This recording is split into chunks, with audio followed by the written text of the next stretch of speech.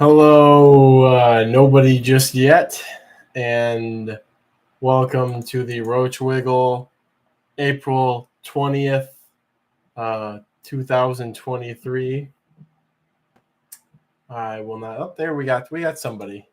I'll actually go ahead and do the dirty work of Tennyson of getting next week's stream scheduled ahead of time. I'm currently. I guess I'll wait for some more people to trickle in, although I'm sure there's plenty of people who are watching the dead stream, right?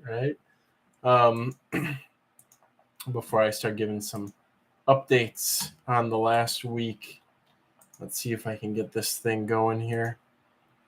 Trying to print the auction stuff. Finally got it all organized, and printer's been giving me a lot of problems today, which is not good. 3 of 5 pages, 4 of 5 pages. I don't know why it's taking so long to submit this. I'm also curious how few people there are here right now, unless the viewership is just glitched out. Perhaps people thought it wasn't happening this week. Could have happened. But regardless, I'm going to go ahead and queue one up for next week. OnlyFan is up again. Hello, Alan. Hello to you, too. I'm just trying to get next week's queued up. Okay, finally the printer's printing. Let's see. I'm going to open up. If I open up more than one of these things, it'll loop and hurt my ears. I gotta go back in and grab another weekly live stream thing. Here we go. 27th is the next one. April 27th. Geez, we're almost into May already. And it's trying to trick me into using streaming software, which I definitely do not use yet. Unfortunate. All right. April 27th, 7 p.m. All right. I got that out of the way now. I think if it accepts it. Yep. All right. So next week's is up. Shouldn't be confusing anybody. Hello, Duchess Venom Chain and Jojo Macro. It's weird. Showing so few people in here. Up there's the numbers going up now. Yeah, so currently I'm printing off all the stuff for auctions. I have been working on that and had a day and a half really over the weekend where I was sick. I think I had strep throat, and I still got a bit of it going on. I might sound a bit huskier than usual, and it kind of sucks. And if it doesn't improve, I think by tomorrow I'm probably going to see if I can get some antibiotics for it, although apparently that's not a huge deal when you're over the age of 14 and have strep throat. So I'll be out of paper. Quite a few auction things to print off here. So let's see.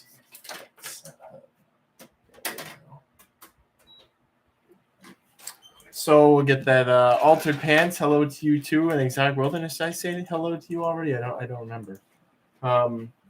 So yes, anybody watching the dead stream or tuning in for this one, I am posting the auction ship schedule to the Discord tonight. I have to go through here and mark up my manual copies of stuff and see who's got stuff that's ready to go, who's got stuff like the Rainbow Stags and Ishnoptera and some other things that were sort of pending stuff. I was going to start shipping this week, but honestly, I'm just so behind on everything, I didn't have time for it. And in addition to that, our weather went from being basically summer for a week down to, let's see, well, yesterday it was pretty cold, and it got a lot warmer today. Seems like we got some rain. We got some more rain coming. And then the temperature is supposed to swiftly drop again. So by Sunday, we're looking at a low of 35 and a high of 48. And yeah, it was worse a couple of days ago. So I just said, you know what, it's probably better since I don't have any winter shipping gear either. Disgusting. I don't have any winter shipping gear left, so everything's going to be going out in just standard uninsulated boxes. So I figured one more week couldn't hurt to start. I think that is the last of it. I would say about 95% of people from the auction have squared up with me.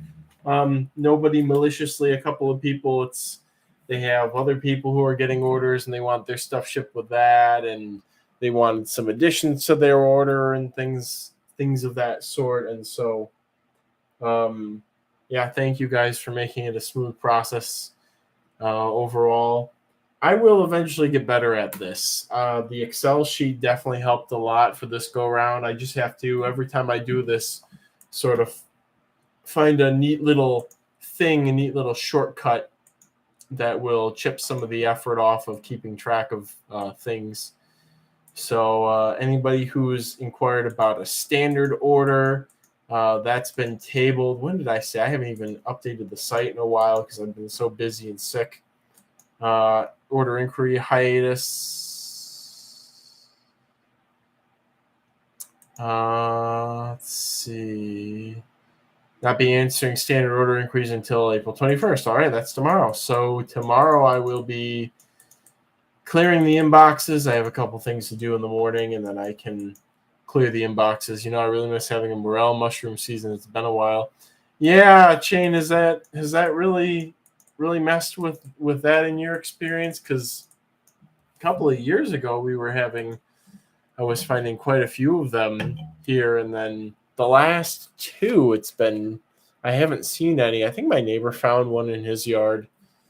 Last summer actually wasn't the worst. In the late spring, early summer wasn't the worst for wine caps. I did get a pretty good harvest of those, but then it just got hot and dry. June was so hot and dry. The whole summer was hot and dry. And then we went into fall, and I think fall was pretty okay. I think winter did come on a bit quick this year. I kind of feel like our seasons have gotten kind of pinched. First, I kind of thought that our spring was getting pushed back and our fall was happening later too. Now it just kind of feels like things might be getting squeezed at both ends a little bit compared to when I was a kid. I'm also in a different climate zone, slightly different climate zone. Jane says, I find them still, but the season's been really short the past couple of years. Fall seasons have been decent here, but that's about it. The European ground beetle today. Decent find. It is a good time of year for carabids. Can't say I've come across any want list bugs lately, but then again, I haven't really had the time to do much of that stuff. I've been busy with the auction, busy getting husbandry back on track. I did all my husbandry short of the isopods and millipedes yesterday. It was a very exhausting day, but yeah, sorry, man, I got to clear those inboxes tomorrow. It's not going to be fun. On top of having some bugs I got to put away. Tests all I've got are some Latrodectus hesperus and some Brachyolus. I'll be culturing again this year. Brachyolus, why does it sound familiar? Oh, those little julids, yeah. I think they're julids, yeah. Julidy.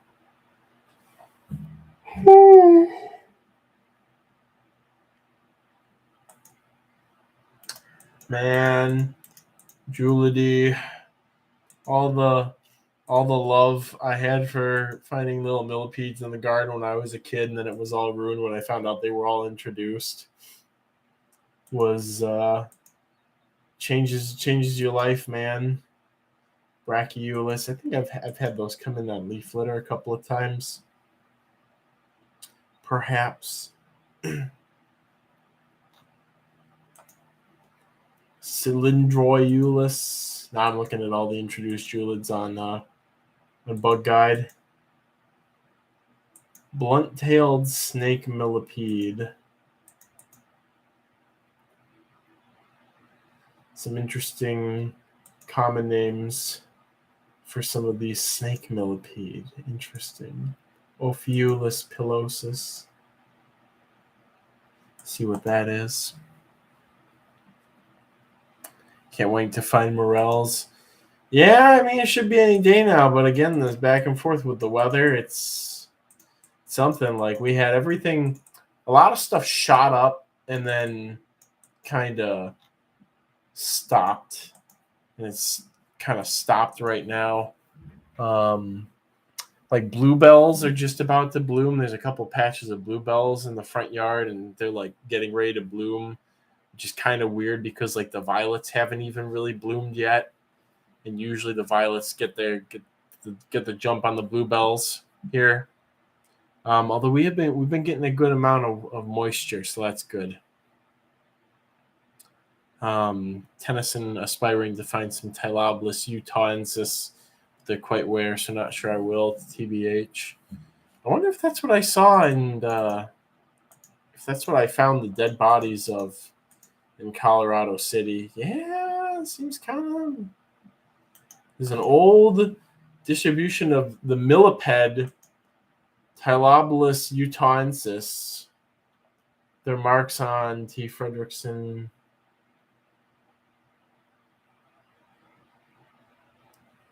Huh. Interesting.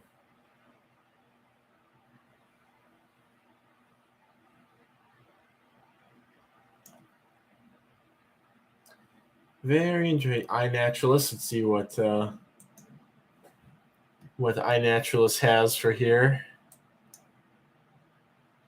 Oh, is that is, man. Okay, hey, Tennyson, if you need somewhere to go look for Tylobolus utahensis, I know exactly where to go if you want to go look. I can tell you exactly where I found dead ones, which means there must be live ones there. That would be it's either in Hilldale or Colorado City. There's a park, Cottonwood Park. And that's where I found some dead Tylobolus utahensis. That's also where I found Lucanus mazama is in that park. So if you needed a spot, it's a disjunct one of them in California. I hear a whiny boy. The door is open, the back door is open, the office door is open, and yet he wants to sit and whine and complain that he can't come through the doors, apparently. Oh, he's a dog. Just came back from Gladstone, says Anthony Green. Gladstone, Michigan, found some leeches and some crawfish. Makes me feel spring is coming close. I mean, it's here. I've heard chorus frogs and daffodils are up. The violets are starting to bloom. Trying to think what's in full bloom. Dutchman's breeches in my backyard are in full bloom, maybe even going out of bloom. So it's spring. It's just, man, what I would give for a couple of like 60-degree days with like mid-40s nights, which is what I remember April being like when I was younger. Is it better for me to be over here?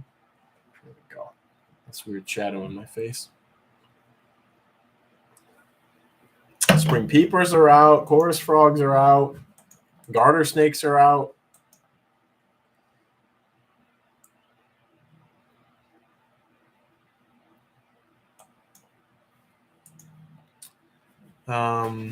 Since it's not nearly as common as another park, but still common apparently. Yeah, I mean, there you go. There's an opportunity, though. If you know places to go look, maybe after a good rain, even the day after a good rain, they might take shelter under logs and stuff. You could, even easy to move logs and stuff. You could go out and get some good starter groups and get them into culture as best as swiftly as you can. I'm trying to think what else do I have to talk about. Again, like last week, I'm going to try and make this a shorter stream because I got so much stuff to do. And I need to get a good chunk of these auction orders out next Tuesday and Wednesday. And then, man, looks like he hasn't slept in weeks. Thank you, Eukaria. I actually Saturday I was so debilitated by whatever was wrong with me. Just the crushing stress of all the stuff I have to do sort of weighing down on me that I literally laid on the couch all day from sunup to sundown, basically. And by sunup to sundown, I mean when I got out of bed at 2 and I couldn't talk because my throat was hurting so bad. So then I waddled over to the couch and flopped and laid on the couch from 2 p.m. until I went to bed at about midnight. Probably the lighting as well, yeah. Well, here's the other thing is I've been dying to be able to open the shade, but because we don't get that nice natural lighting in here all winter. And then I open it and the sun is blinding. Usually there's some clouds or something to block it. I don't know. It's been a minute since. It's been like 8 months or whatever since the last time. Was it almost not 6 months? When was the last time we're a month past the equinox? So then it would be mid-October when the lighting would have been similar here, and I would have had all the vegetation from the trees growing in to block that too. So were there any other important things I was going to bring up to people about stuff? I already mentioned how I'm going to get back to the inboxes tomorrow, other than all the auction stuff. Auction stuff is being posted again to the Discord tonight. I just have to go through and do all my shorthand on these sheets here, and then I will casually check things off as they are shipped out. So, anything else? Your Discord has been super active. Thank you for telling me that. Again, I plug and played that. I'm glad that people are using it, I guess, even though I'm not really going to have much of a presence on there until any future auctions. I guess I just should things go well in a couple of ways in the next year, I might have somebody who's going to be a social media manager type. I need somebody to do more of this officey type stuff that I just can't some days, especially if I'm doing husbandry. Right now, I'm obviously doing both, and I prioritize the husbandry. AI, get AI social media manager or whatever. So, but yeah, I gotta prioritize the husbandry because, a Discord can be repopulated, but you can't lose a rare bug and repopulate it so easily, I guess. So everything all the living stuff needs to be tended to with priority. So, but anybody else got any good news? I'd love to hear some good, positive, uplifting news from my beloved viewers. If anybody's had any neat project breakthroughs or anything like that at all in anything. Caught a bunch of ant queens. That's good news. Eukarya, what species did you find? That's another thing. You got me on a tear now. We haven't had a good Prenolopus flight in years. It's been about 3 years. When I was younger, at least when I was in like high school and into college, the first warm day of March, like the first day that was in the mid 50s or 60s, and usually there'd be one in early March, you would just get this huge, massive nuptial flight of Prenolopus, and they'd be everywhere. And now, even though I know I have Prenolopus colonies in my yard, they're always on when I give apples to the rabbits and stuff, and it's like late February and like late November, there'll be Prenolopus like foraging on the apples and stuff. But they're around. There's colonies all over the place, but I haven't seen a big nuptial flight because usually you go out at like sunset or close, not sunset, but like when the sun starts to go down and around 5, 6 o'clock, and there would just be hundreds of elates, and now that hasn't happened in years. While a lot of people are having some good things. And a Rocina piranha Ooth hatch. Now that is good news, Junior. That's very exciting good news. And boy, how long did it take? That's amazing news. You gotta keep me in the loop on that. But yeah, how long did it take? I haven't really had. I don't have any like major happy roach news to report. I mean, a lot of colonies are doing fine. I have bad roach news. My Dryma planeta colony just imploded on itself, and I have no idea what happened. They have had the same conditions, and I've been topping off the wood that seemed to get them breeding, and I have no idea. They just went from doing well, and I had like hundreds, and I was like, "Yay! I'm finally getting a colony of these established," and then they just all started dying, and I have no idea why. I mean, I could, if I have to conspiracy theory about it, I think maybe okay. So it was winter, and even though I had a polycarbonate lid on them, maybe it still wasn't staying as humid as it was during the summertime in the enclosure. And even with misting, the top layers of the wood dried up. But I remember also, I think the wood's still moist in there, so I have no idea. I have no idea what could have caused the Dryma planeta to just die off like that. But it seems like it's congruent with a lot of other people's experiences with Dryma planeta. Yukari says Camponotus. I don't know what California 2s, CA2s. Is that I don't know what genus that is. Levigotus, Clarithorax, and Vicinus. I am not an ant person, except for I recognize Camponotus, but I'm glad you got some good queens. Altered Pants says I found a single pseudoscorpion, but it ran away. It was still cool though. Man, Angela and I found a huge, awesome pseudoscorpion in Florida. She pulled a tiny piece of bark off and was like, "Kyle, I found a cool bug." I was like, "Oh, what's it looking?" She's like, "Oh, it's got like striations on it." I was like, "Okay, let's see what the newbies wants to show me." And then I walked. I was like, "Oh my gosh, there's a huge pseudoscorpion!"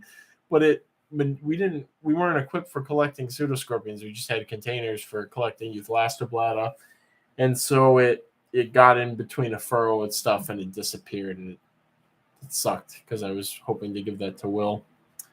Alan says, "Don't ship my stuff next week or the following week since I'll be gone." Okay, I gotta make a note on that. So, Alan, I'll put your ship date on it'll be up on the Discord, but it won't be either those days.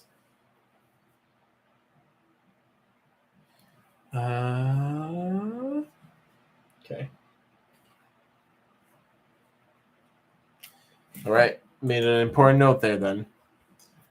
Junior, that's good to hear you still have Dryma planeta going. Tenson says, first generation, my Pseudophilus cherkawi are maturing and got baby blabber species. Congrats! That's great on both of those. A success with two species that it's kind of your first trial with culturing bug stuff long term. It's good to hear that they're working out. Yukari says all the species I listed are Camponotus. Oh, okay. Lygeus, call me, I died on me. Yeah. Zen Monkey, I've lost them a couple of times too. And the time that I had them and they did the best long term, I think it's what happened with Oncopeltis is when I got eggs. It's one of those failing upward situations where I collected some in a Ziploc bag.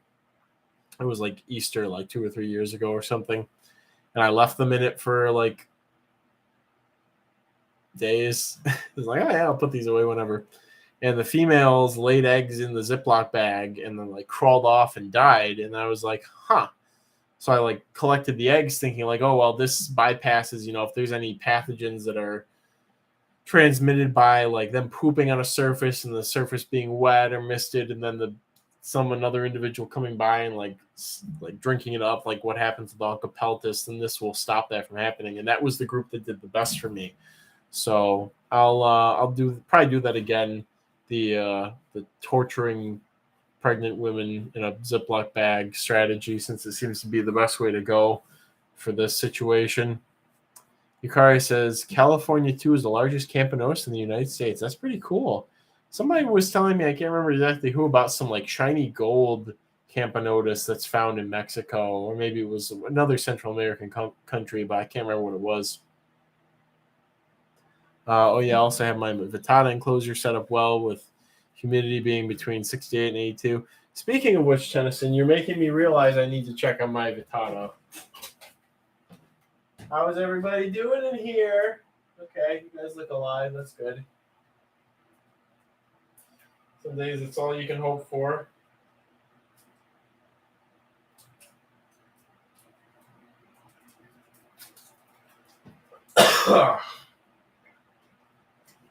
Ooh, that seal.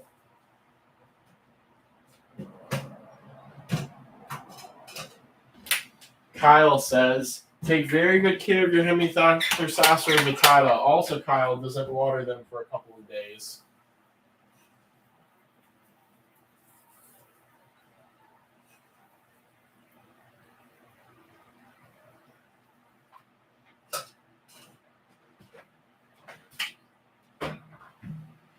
Again, they're not terribly difficult. It's just it seems like a lot of the investments in the setup and keeping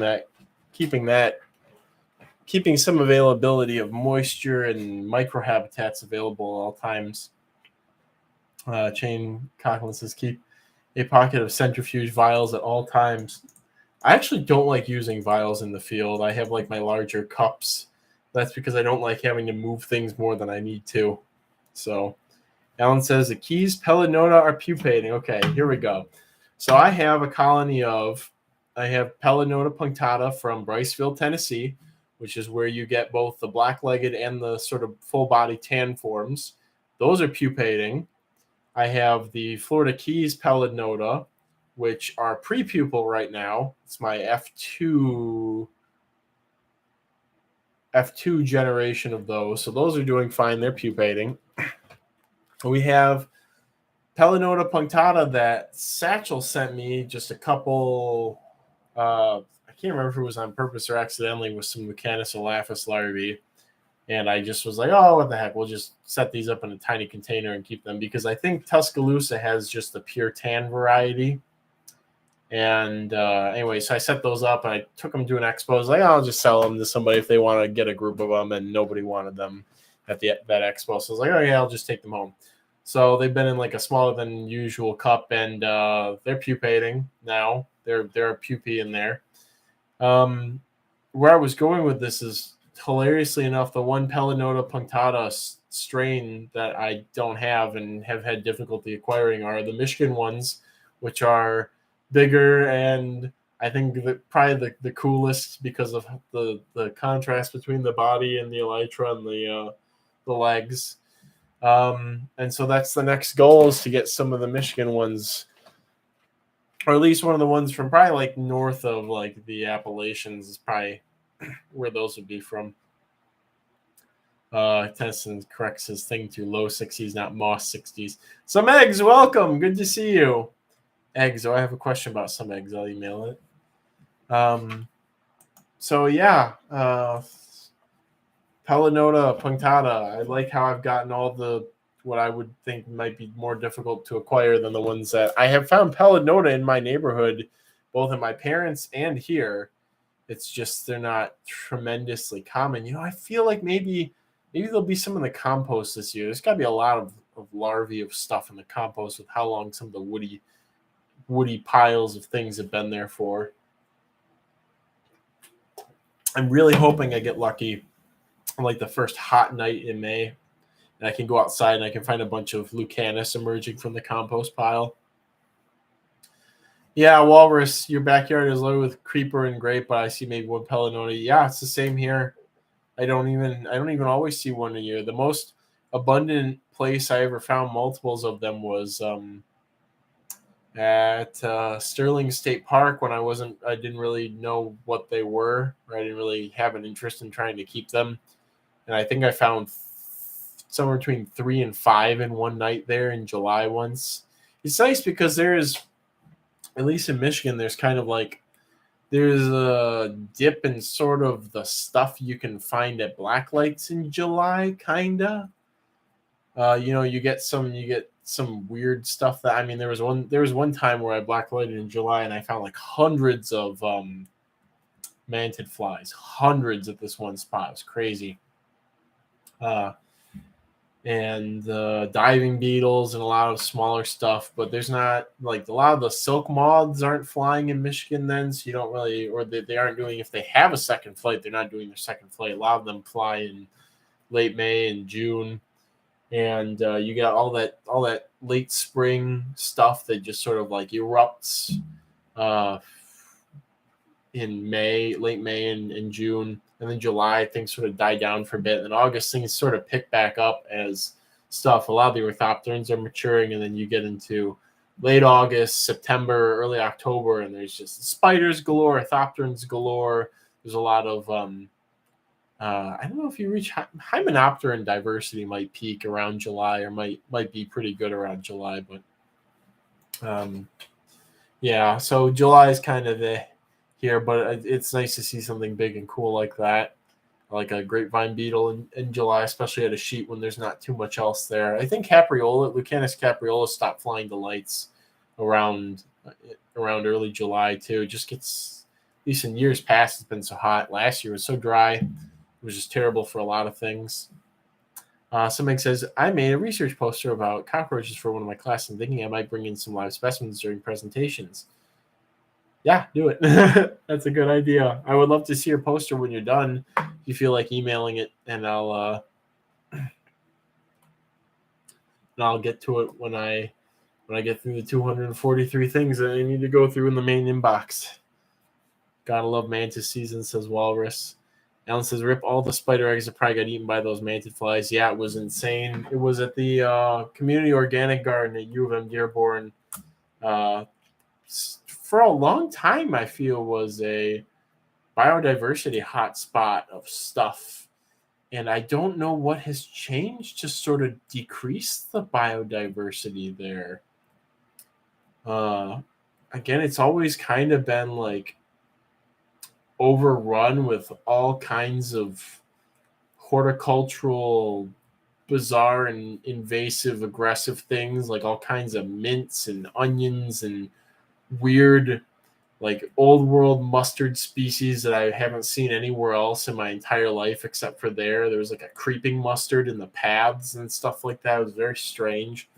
And yet I feel like the biodiversity of invertebrates has kind of gone down there in the last decade. I feel like in a lot of places, just bug biodiversity, even introduced stuff, has been going down, which is kind of concerning. Last year was not a good year for orthopterans in my front yard.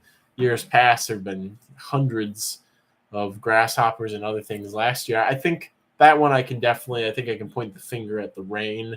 There not being a lot of rain, and it getting so hot so fast, it might have killed a lot of grasshoppers when they were tiny and sensitive before they could get to be more tolerant and larger.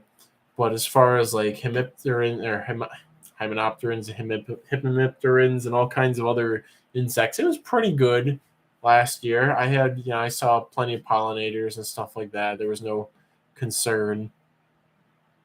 Somebody says, I cited an article about bladder composting in March of this year. The UMich Dearborn webpage about it, but it seems less fleshed out than when I first saw it years ago. Yeah, somebody here who linked me to? There was a publication about they were composting some invasive marine algae. I give up on my hair. Some invasive marine algae using cockroaches, and they did it successfully and very efficiently. And so that was like, yeah, that's pretty good. But there hasn't really been that much of it. It's I gotta complain about my friend Joe. I gotta do it right now. Joe, if you're watching this, sorry, not sorry. But I gave him a small bladder composting setup, and he like put it in his basement, and it was cold, and he like didn't really manage like the food input and stuff, and then he like after like a week and a half or 2 weeks, he got kind of like bored with it, and he like gave it back to me. I was like, yeah, I don't really think this is for me, And then he told me, I think it was a couple of months ago, it was like, yeah, he was like, I got into vermicomposting. And I was like, how's that going? And I think it's like, oh, yeah, it's okay. It's just like, you're doing the inferior thing here. I hate vermicomposting. So I think the problem was bladder composting doesn't have a people just don't know about it. That's the thing, is there's like sort of suppressing the how good and amazing it is just the fact that it's cockroaches. Obviously, you can always make that complaint constantly about the roaches, whatever. I'm 15 years over all that stuff. Um, but then on top of that, there's like people don't know about it, and like they think like you just have to. Everybody, it's like I go on a little rant here, as I sometimes do. People like they think like green solutions to stuff, and they're like yeah, you got a vermicompost and composting and all that stuff, and then you know they like, well, worms are decomposers and they create soils, but they don't think like worms do a very specific thing in the environment where they're eating things, maybe stuff like even like grass clippings that have high lignin content, and you got all these different types of worms that do different things. I mean, there's probably 15 different species of introduced worms in my front yard at this moment. They're all doing different things. You've got like there's like the big European night crawler that's making the burrows and doing the deep irrigation and deep aeration, and is coming up and foraging for like sticks and twigs and all kinds of little particulates. And then you've got some things like the chestnut worms that are in like the super saturated soil where it's almost anoxic, and they might even be eating the biofilm or something like that. Then you get, there's the black-headed night crawlers that are more like the European night crawlers, but they're not quite doing the same thing. They're not really forming those like permanent or semi-permanent burrows. They're more like going through the leaf litter opportunities. So you got like the Aminthos agrestes, which are really sort of going for that O horizon stuff and just like ripping through it indiscriminately, but not really touching the drier stuff. And they're very seasonal. Anyways, so people think like, oh yeah, worms, that'll do it, and they don't seem to realize there's a nuance to like worms, and people have this obsession with the like red wigglers, and it's like people trying to make bread out of them and stuff, and it's just like, why? They're like mostly water. They don't have the processing. They don't have like mandibles. Walrus, you brought up Coleoptera composting, and I think that's another one that has a lot of potential, because while things like Euphoria and Gymnetis and Pachnota, they don't really break down the higher nutrient content stuff as well, or as ravenously. Like think your like rinds and your peels and stuff, which are and your cores, things that a roach colony will just absolutely decimate when they're at good density. And they will go for the stuff that I think people really want to. It gives you a good feel of, turning leaves and grass clippings into compost very quickly, faster than you can do with a tumbler, obviously. And so I feel there is a very high potential there. The Euphoria Inda infested my compost last year, and it's like, oh, cool, I can dig them up a little bit, and the chickens will come over and they'll eat them, and I'm never going to get them all, and all this other stuff. Alter Pants, how do you separate the roaches from the compost? From my experiences, if you let the colony cycle over long enough, they compact the bottom layers of the material, and you just have to be this stuff takes time. A lot of the rinds and peels and all the kinds of stuff you're going to be giving them have very high water content, and that's not a problem for them. But there's people don't seem to notice, just like how when you have garbage pickup, I gotta try to figure out this lighting. I don't like it shining in like part of my face or whatever.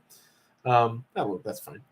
It's like garbage pickup. You don't realize how much you can fit into a dump truck and compact it to get rid of all the air and space between things. The same is true with fruits and all kinds of plant matter. You don't realize how much of that stuff is taking up three-dimensional space, and then when you compress it, how little it compresses into. So you might be waiting a while to get your compost, but the nice thing about the roaches is they self-regulate. They aren't picky.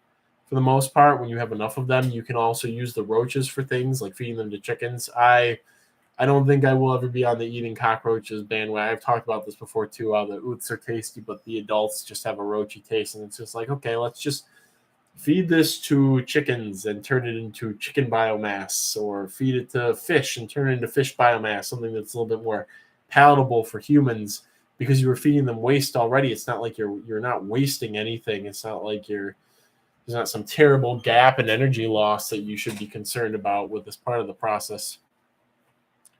I saw some horrible predatory earthworm in Florida once eating another earthworm. I think it was one of the Aminthos.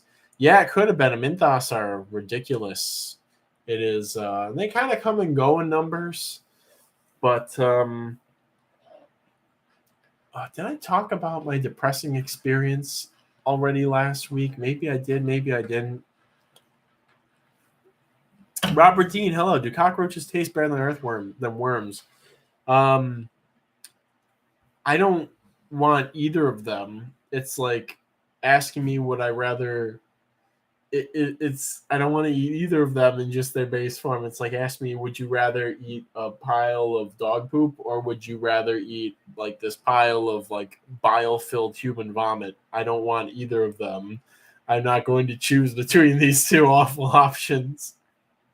Jose Nunez says, I forgot it was Thursday, made it for bugs. Thank you for popping up, Jose. Satchel says, speaking of annelids, that cool predatory leech died. It was demolishing worms, though, so I think the setup was just bad. Yeah, or predatory things and aquatic stuff, you're going to spike the nooch so high unless there's a lot of plants in there. As Chang followed up and just said, right following immediately after, yeah. So I think isopod composting has some potential too. I guess they're kind of good in that they kind of cover the bases that both roaches and the beetle larvae cover. But the problem with isopod composting is if you're not using species that have already been introduced to the U.S., you may run a decent risk of introducing something, if you're using it, if you're going to be feeding it off or using the compost for something else.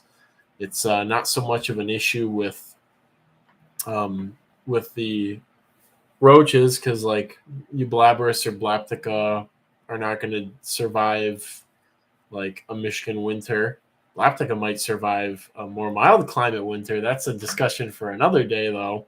But then again, with the like seed needle larvae, it's like, well, you could go with the Euphoria, which is native, or you could go with the Gymnetus, which is native and has probably already colonized all the places in the United States that it can, short of California.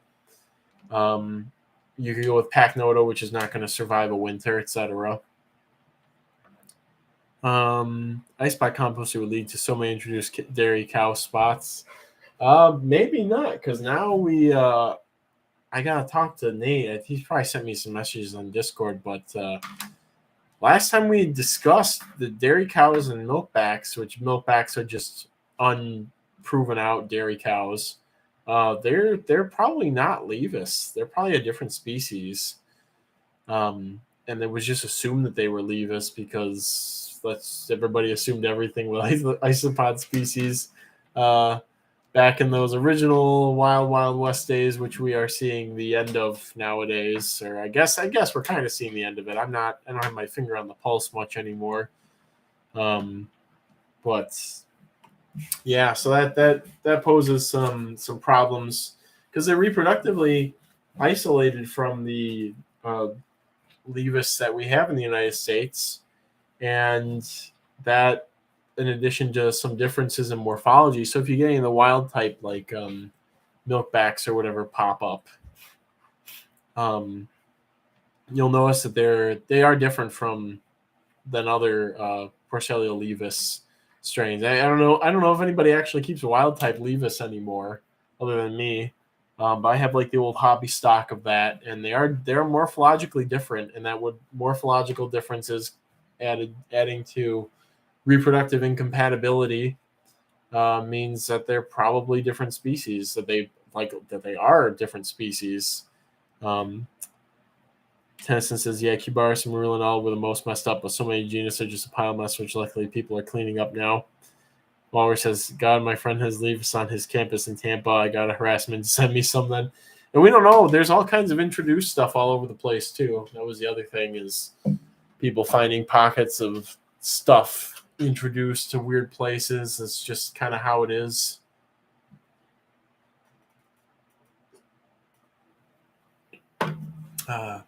Where did I find something weird introduced in Michigan?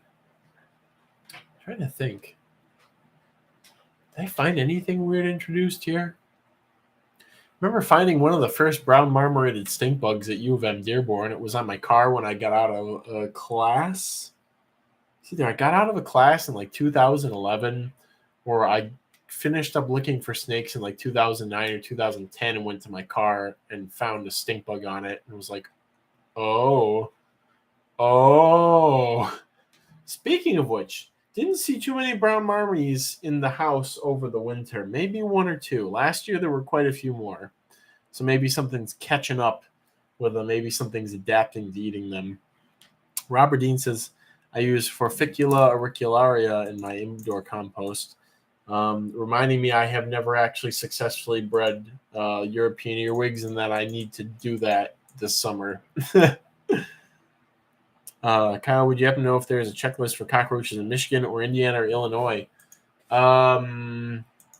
Native species, it's probably Parkablata virginica, Parkablata pennsylvanica, maybe Parkablata ulariana. There might be some records of fulvescens. Maybe they might also be misid'd. Echinoptera derapeltiformis, maybe. It seems like they get pretty scarce once you get like a bit north of the Appalachians, and that's kind of it. For introduced species, it's like Paraplenia americana, Blatella germanica, very sparingly Supella longipalpa in like old university buildings and greenhouses and stuff like that. And then also in said greenhouses, you do get Paraplenia australacea and Picnoscalus surinamensis, but it's like 10 species. Oh, Ectobius pallidus too. Forgot about those. So it's like 11 species that I can name just off the top of my head with good certainty.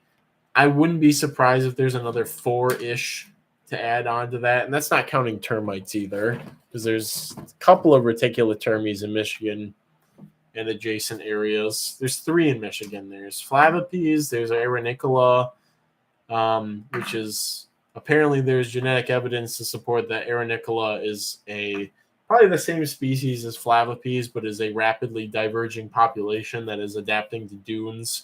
And since it is currently considered was published as a valid taxon, I just call them that anyways, because they're found in a very different habitat than you would find Flavipes in other parts of Michigan. And then there's one more in Michigan that I can't remember because I've never found it. Tennyson asks about moths that could be raised well in basic potting soil. Yes, let me introduce you to my little friend Pyralis infernalis. I think it's infernalis, or is it farinalis? Pyralis farinalis. There we go. That was infernalis. It's the Lisdexia acting up. Pyralis farinalis. I want to breed them for larger size. I mean, we did it with silk moths. I'm sure we could do it with a grain pest moth. Somebody says there's 1 Echinoptera in Indiana and INAT and 1 or 2 pseudomops. That's got to be a mis-ID, right? Right. I mean, extreme southern Indiana does get weird stuff, though. Like it's got copperheads and things like that. Let's see. Well, I'll be damned. Pseudomops in Indiana, Crandall, Indiana, mating on what looks like a giant ragweed. Bizarre. Wow. How? It's a tropical species. How? Or maybe subtropical. How? How are they doing this? Are there going to be pseudomops in Michigan eventually? How? Jeez. Sash says, do you not get fuliginose up there? No, we don't. Although I'll check it. I've never encountered them in any greenhouses or any situations. So, but I'll run it through INAT to see if anybody's got it confirmed. No, not really. There's a couple of them from. Okay, there's a couple here and there from Ohio. You know, maybe in little Heat Island areas. There's some. Looks like there's some reports around Cincinnati. Not too surprising, but none in Michigan. I think it does get a bit too cold. There's a report from Chicago. You know, I said I wouldn't be surprised if it's like 15 or so species. Yeah, wow. A lot of these ranges for these species is kind of crazy.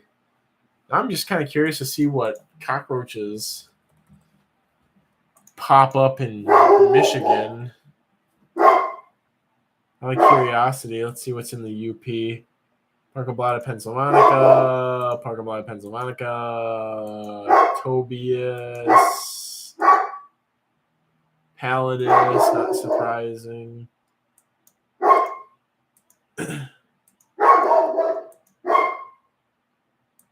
More Parkoblatta, Pennsylvanica. Oh, Virginica probably, or Oleriana. Kind of looks like it could be either of them. Ooh, an Ectobius laponicus up there around Marquette. That's interesting.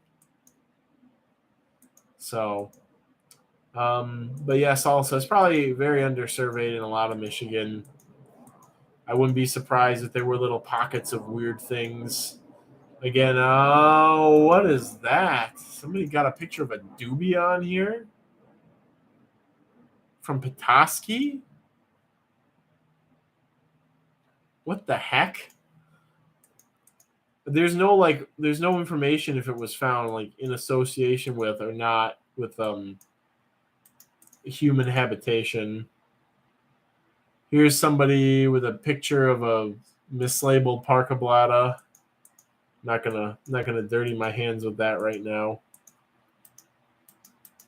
Here's a blurry photo that's just identified to like cockroaches and termites. Yeah, you get a lot more reports of the Blatta orientalis, Parkoblatta, Ectobius. I mean, Ectobius are everywhere here. So, but I'm curious, what do you get all the way? Here's a misidentified German cockroach. Please, come on, guys, come on. Also, I wouldn't be surprised about some of this, like southern Michigan, where I would like to move. May I remind everybody,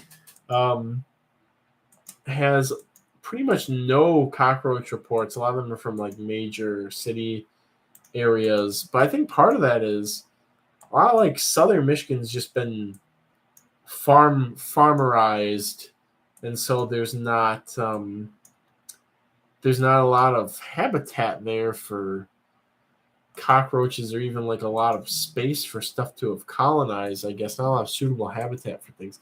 Come on, how are you identifying this blurry cockroach picture as a German roach? Where is your source? Do you have a source for that? Do you have a source? But all right, let's see. How large are those and how fast do they breed? Yeah, Pyralis are pretty easy to breed. I actually have more difficulty getting them to breed what I want them to than what I don't want them to. A couple of cricket cages that are just absolutely filled completely with Pyralis. The crickets seem to be okay, but I just don't want to have a cloud of them pop out of there every time I open the container. So I got to try and do a silk moth and get them to be flightless through selective breeding of huger individuals, I guess. Zen Monkey says global warming or global trade is another thing. As we know, cockroaches adapt very quickly, especially to selective pressures that kill portions of the population, and cold's one of those. Walrus says because of Ilanthus.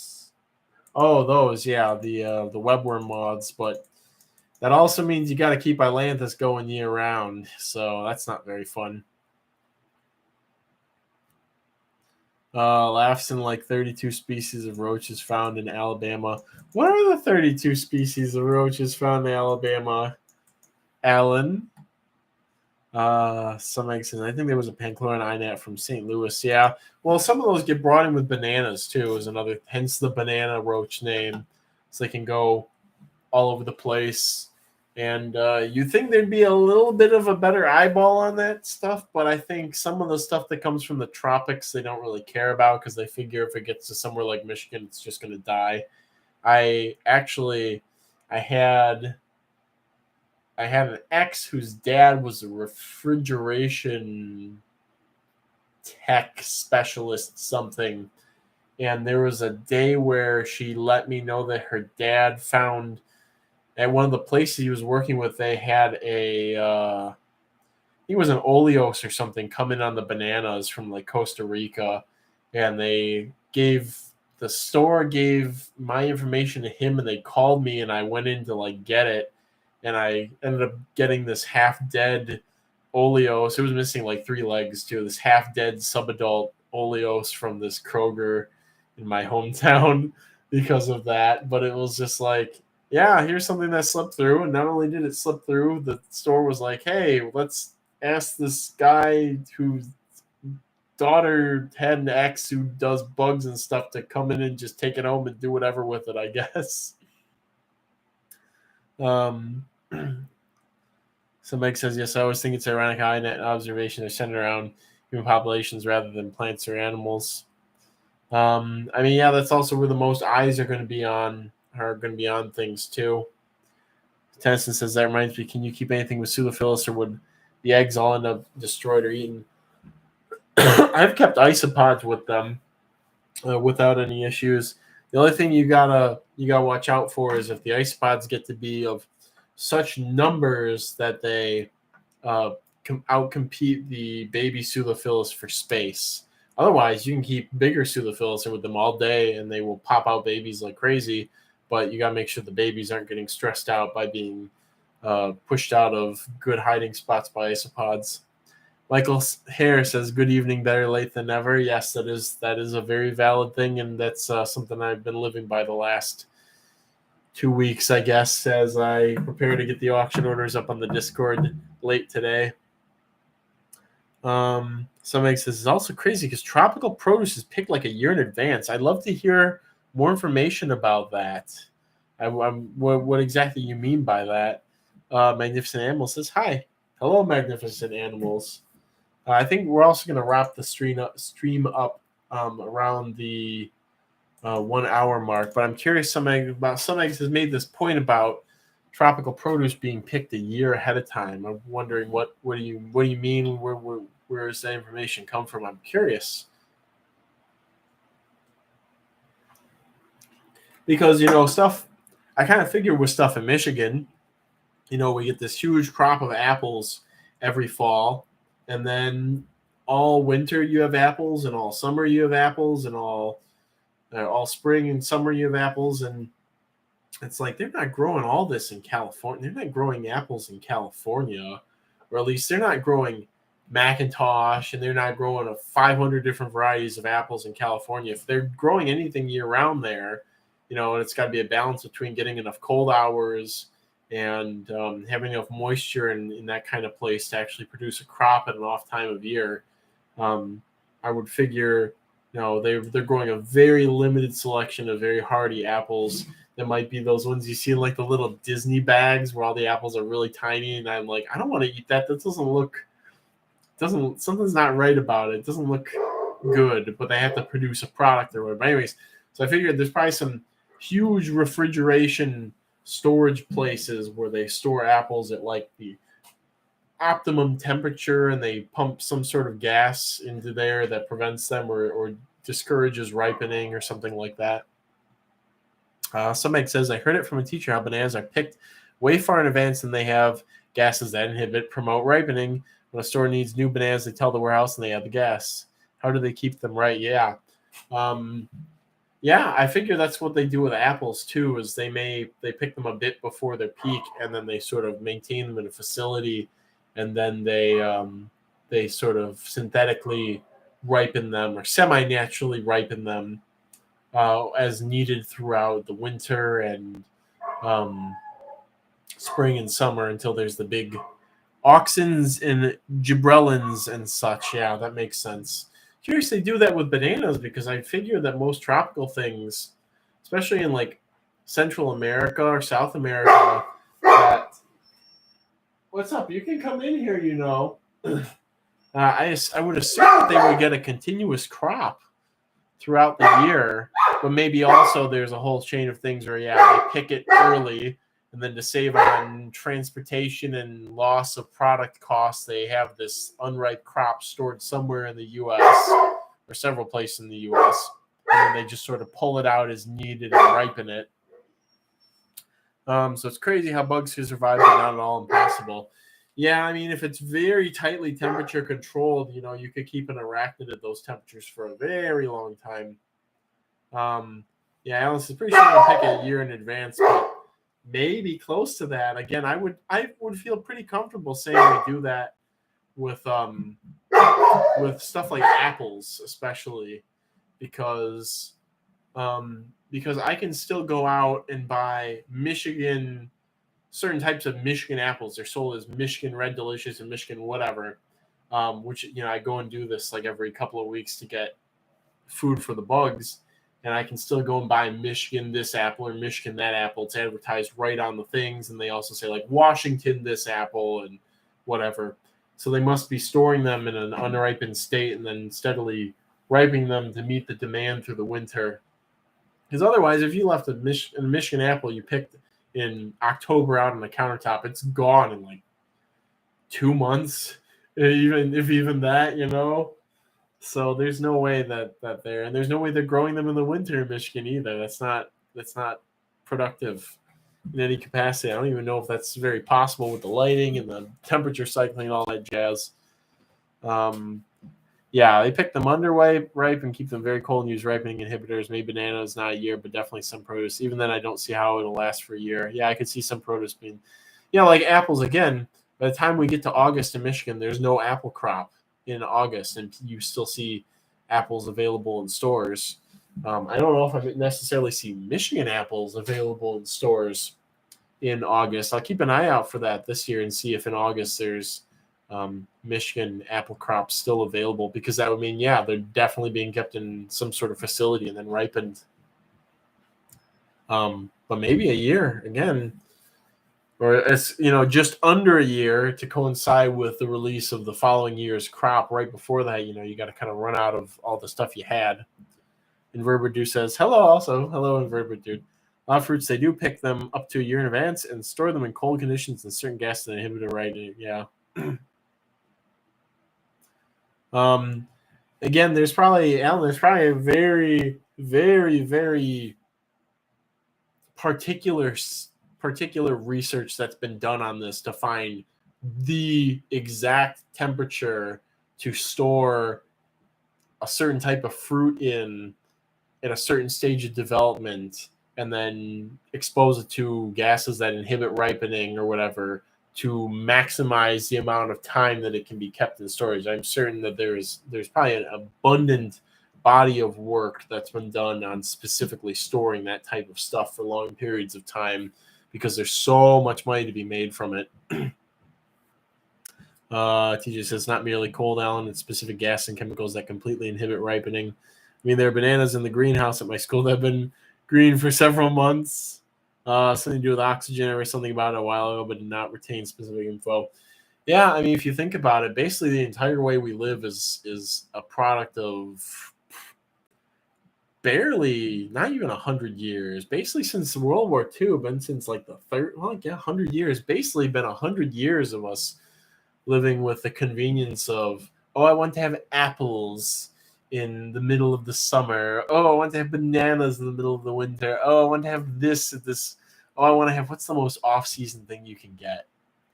I want to have peaches and nectarines around Christmas time. It's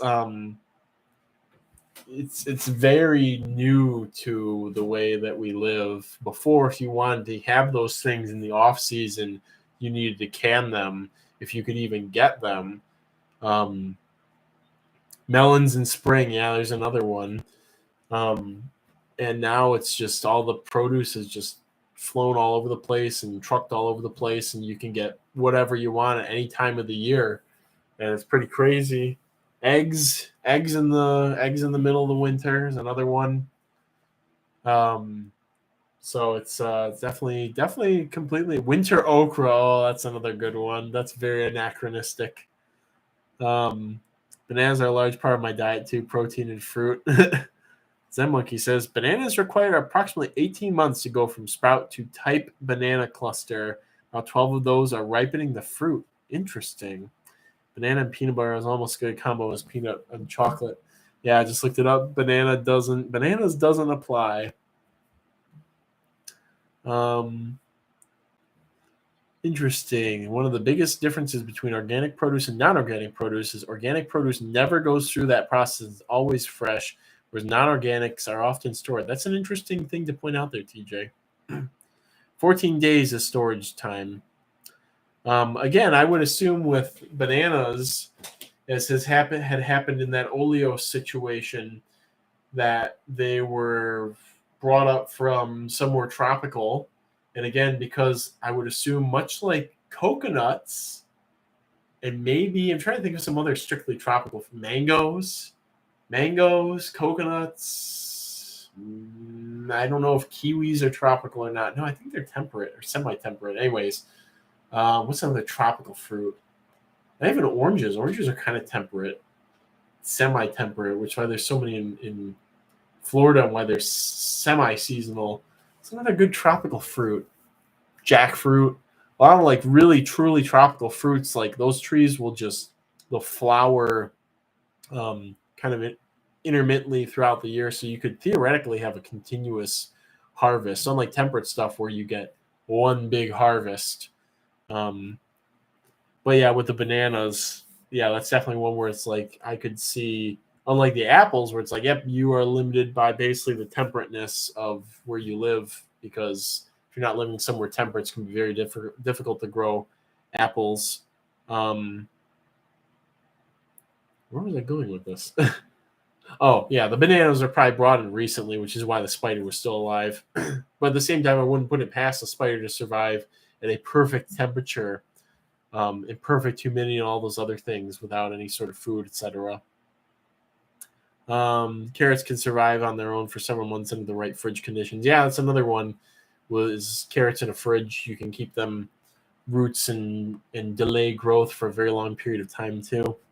I know most of us know this as invertebrate dude, but for those that don't, organic produce farms do use pesticides, just pesticides that are considered organics. I find it funny when people say they buy organic. Yeah, I mean, bacterial pesticides are organic. They're probably not going to affect humans and are host specific, so that's still a pesticide, but maybe other ones too. Walrus going on about loving custard apples. I wasn't too impressed by my first taste of pawpaw. Oh, what's a fruit that I absolutely love? Oh, service berries. Service berries are so delicious. It's almost service berry time. I cannot wait to plant a bunch of service berries. Oh, I love service berries so much. They're so good. And it's like an early summer tree crop too. That's so bizarre. Chain puts carrots in cold sand and never has them go bad. Some eggs. Okay, so it makes sense that bugs come in on bananas since they change out every 2 weeks. So yeah, I don't need to buy organic food for my inverts, says Hedison. Yes, USD organic just means they have a regulated list of chemicals that are applied this whole time. Yeah, I mean, you can get, and you'd be surprised how like not bad a lot of treatment of produce is with respect to the whole pesticides and blah blah blah of stuff. I don't want to sound very like I did this growing up and I turned out fine, but like I've raised plenty of rabbits feeding them banana peels and haven't had any issues, and that's where they would definitely be applying pesticides for stuff. But or even for bugs and roaches. I don't wash any of my produce for all my bugs. They just cut it up and throw it in. Don't worry about it. So, yeah, it's kind of overblown, at least with feeding it to things. I mean, it's the world we live in now. Walrus says, God, the Rubus occidentalis in my yard just started shooting off leaves. Can't wait to eat those off the bush like a hunter-gatherer come June. Yeah, they don't really flower too much here because they don't have enough sun. Trust me, that's the thing I'm looking forward to most when I move is the sun. I need the sun to grow all the things I want to grow. Rubus is probably one of my favorite fruits. Any Arimablatta luck? I will check them eventually. I have to check this room very soon. Probably mid next week. But first, all of these lovely auction orders need to be, auction winners need to be given their ship dates and whatnot. But anyways, we're at the hour, 10-minute mark, guys. And I do want to get to work on these auction order things so I can get everybody updated tonight and people can stop being like, oh, when will my stuff ship? I would like to give people some hard dates for things. And thus, yes, Tennyson, I just buy regular old produce and everything. I go to Joe Randazzo's fruit market and I buy in as much bulk as I can. And when they have stuff that's on discount in the back that's rotting and stuff, you bet your sweet bippy I go and buy it all up. So, Alan says people haven't had problems with bananas. I feel like the few times I've had issues, it was with bananas and with squashes. I think with squashes, they spray a bacterial pesticide on it. It's a dormant culture, some sort of bacteria to discourage bugs from eating them. And I've seen in the fall, sometimes I'll have some weird die-offs when feeding squash in the fall if I don't let it sit for a long time and whatnot. So TJ saying don't peel the apples, but he does wash them. Again, I don't even do that. I just go straight in the colony, the whole apple. I don't wash. I don't do anything. I just throw it on in. Yeah, Chain says something B. thuringiensis or some better spelling of that. Yeah, I think that's what it was. Something thuringiensis, which is like, there's only so much you can do, and like you're not going to wash off like bacterial culture. Bacillus thuringiensis. So I just figure the roaches will adapt to it, if anything, and maybe it ends up being so that all my roaches are like super adapted, mega bugs, perfectly refined for captivity. Which, let's be honest, another 100 years in captivity, that's basically what they're en route to being, is perfectly. If the colony makes it long enough, they get their numbers up, they're going to be perfectly adapted to eating nothing but like apples and dog food and maybe fish flakes and some jellies if I offer it. And they're going to be perfectly refined and optimized for that after 100 years. So, all right, guys, I'm going to get to these auction things. If you're looking for your auction ship date, it's going up in the Discord tonight. I will probably do a system of the first name that I was provided for the shipping address, and then followed by the initial for the last name, because I don't have the usernames recorded on these order sheets, just the addresses and whatnot. So keep an eye out there for your name, your first name, followed by the initial for your last name. And let's hope next week is a little bit better all around for yours truly. Hopefully I'll be feeling better and all this stuff. Alan asked if I still have Euricota species Venezuela. I still have about 75% of the mails that I was sent, I received all mails, unfortunately. So I do technically still have them, but not a viable population, unfortunately. So, all right, guys, I'll see you all next week. And until then and beyond, may your cultures ever be bountiful.